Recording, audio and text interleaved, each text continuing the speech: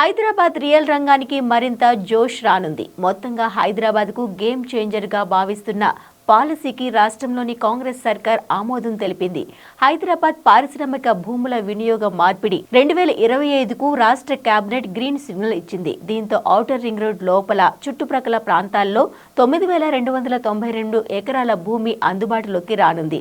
పారిశ్రామిక వాడల్లోని భూములను బహుళ వినియోగ జోన్ల కిందకు మారుస్తూ పరిశ్రమ శాఖ ఉత్తర్వులు కూడా జారీ చేసింది. దీంతో పారిశ్రామిక వాడల్లో వినియోగానికి అనుకూలంగా ఉన్న భూములను బహుళ ప్రయోజనాలకు ఉపయోగించుకోవచ్చు.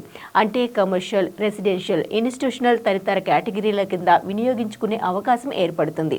ప్రస్తుతం ఔటర్ రింగ్ రోడ్ పరిధిలో దానికి సమీపంలో దాదాపు 50 నుంచి 60 ఏళ్ల క్రితం ఏర్పాటైన 22 పారిశ్రామిక వాడలున్నాయి. వీటికి అప్పట్లో 9292 ఎకరాల భూమి కేటాయించారు. ప్రస్తుత వాటిలో 4740 ఎకరాల భూమి వినియోగానికి అందుబాటులో ఉంది. బహుళ వినియోగంలోకి 22 పారిశ్రామిక వాడల్లోని భూములు, అక్కడ రెసిడెన్షియల్, కమర్షియల్, ఇన్స్టిట్యూషనల్ నిర్మాణాలకు ఛాన్స్.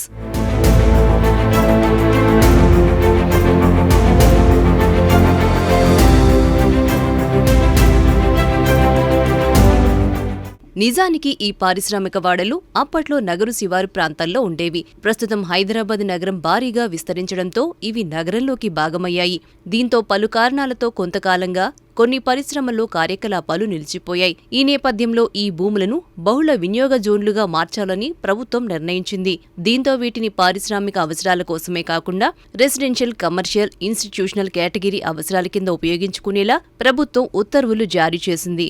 ఈ నేపథ్యంలో ఆయా భూముల్లో రెసిడెన్షియల్ కేటగిరీలో అపార్ట్మెంట్లు, ఇంటిగ్రేటెడ్ టౌన్షిప్స్, కమర్షియల్ కేటగిరీలో ఆఫీసులు, షాపింగ్ కాంప్లెక్స్లు, హోటళ్లు, ఇన్స్టిట్యూషనల్ కేటగిరీలో పాఠశాలలు, ఆసుపత్రులు, రీసెర్చ్ సెంటర్లు, రిక్రియేషనల్ కేటగిరీలో పార్కులు, క్రీడా వేదికలు, ఐటీ కేటగిరీలో టెక్ క్యాంపస్లు ఏర్పాటు చేసుకోవచ్చు.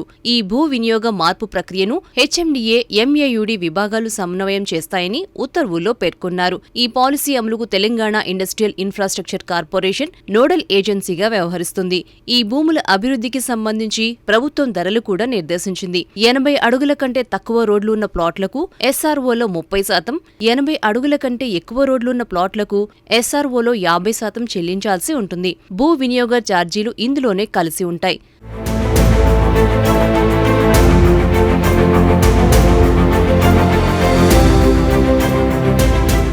హైదరాబాద్లోని పారిశ్రామిక వాడలు ఎక్కడెక్కడ ఉన్నాయో ఇప్పుడు చూద్దాం.